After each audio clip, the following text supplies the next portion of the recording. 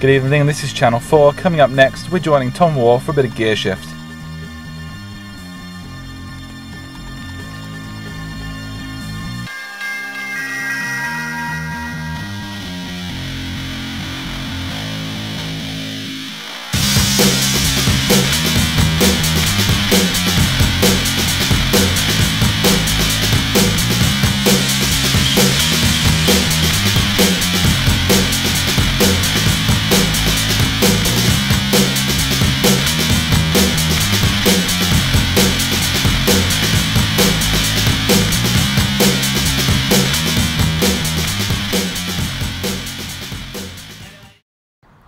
Hello and welcome to Gear Shift, the show which aims to bring you what the news from what's latest on the market. From old to new, from £150 bangers to £1 million hypercars. Coming up in today's show, we're showing you how to beat the credit crunch following the theory of bankonomics. Cheaper alternative ways of getting around without putting a strain in your pocket. We've got a 16-year-old Mazda hatchback to show you just how much car you can get for your money. Check it out.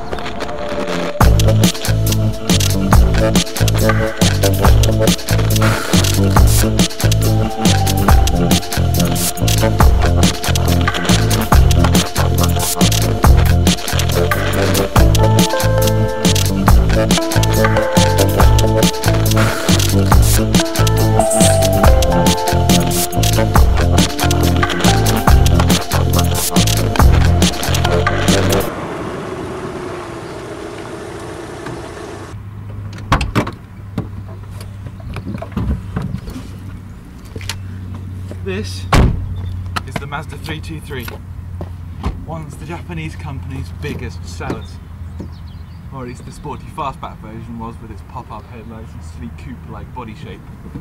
This one, however, is the hatchback, and it's just a bit boring. In fact, it's a bit like a chicken Caesar salad. Boring, and tastes a bit funny too. Waxy. It's got a 1.3 litre 16 valve single overhead cam, 4.8 petrol engine, pumps out around about 75 brake horsepower, and this weighing just under a tonne, that gives me a power to weight ratio of dead on the actual power, which means it's quite nippy.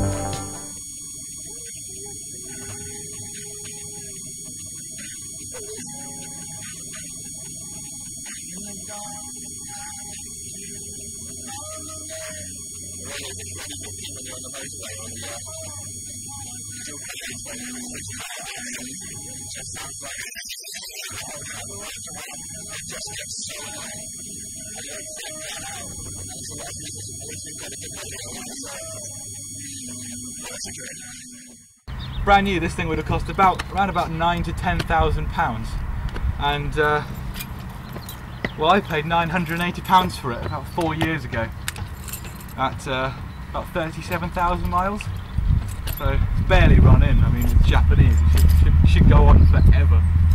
Not even a sign of rust, a few dents here and there.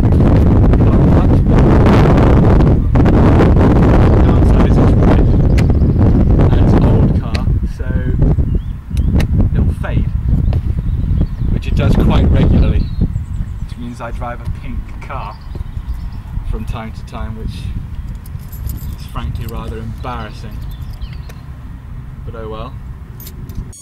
One thing this car doesn't have that it could probably do with, and that's air conditioning, and it's got like fan system, but when the air's hot outside and it's cold, it blows whatever the air temperature outside is, so it's good in winter. I'll give it that.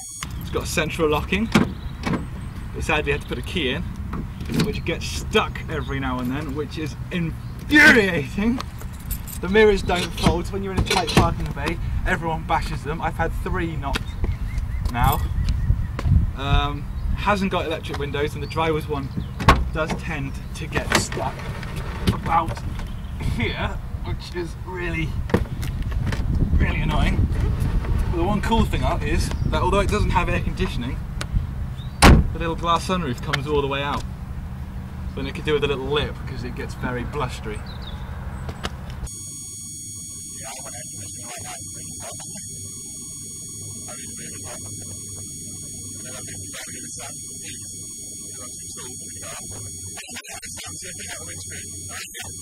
So everything can sort of sit like that in the sun, which then makes you feel like you can leave it after it's faster. Not really. It's too small. I cannot get comfortable. Whatever I do, it's unbelievable. The suspension is a bit high as well. Yeah. But then again, that's 5 minute race and it's a bit unfair to you. Comment on that. Yeah. This is the LX Mazda term for poverty spec, meaning it's only 2-wheel drive rather than 4-wheel drive. It doesn't have a turbo, it doesn't have electric windows, it doesn't have electric mirrors, it doesn't have air conditioning, it doesn't have a CD player, it doesn't have electric seats, it doesn't have an electric sunroof, it doesn't have remote central locking, and I'm missing some doors. But for cheap motoring, you can't really fault it. It's quite practical too. And now I'm 6'4", I can get in the back. Got plenty of room to spare.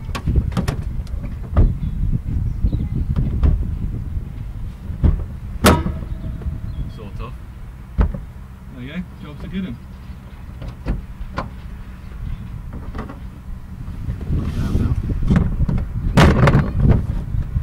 Boot's quite large too.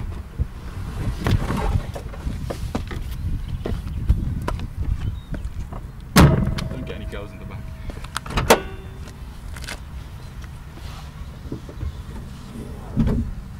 Got a good body in there.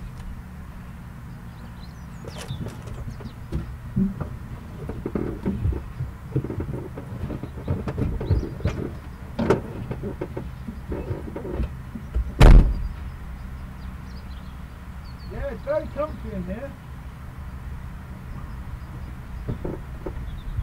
Yeah, can someone let me out now? Anybody? Hello? Now, despite being boring and all, this car does seem to have had some influences in modern day car design. See here we've got this full width rear, I don't know what it is really, it's just sort of reflective and lights there and there. Porsche 911 C4S. And then round here we have what is known in design term as a floating roof. Different colour, doesn't look like it's joined. Yeah, that's Suzuki Swift, Mini Cooper.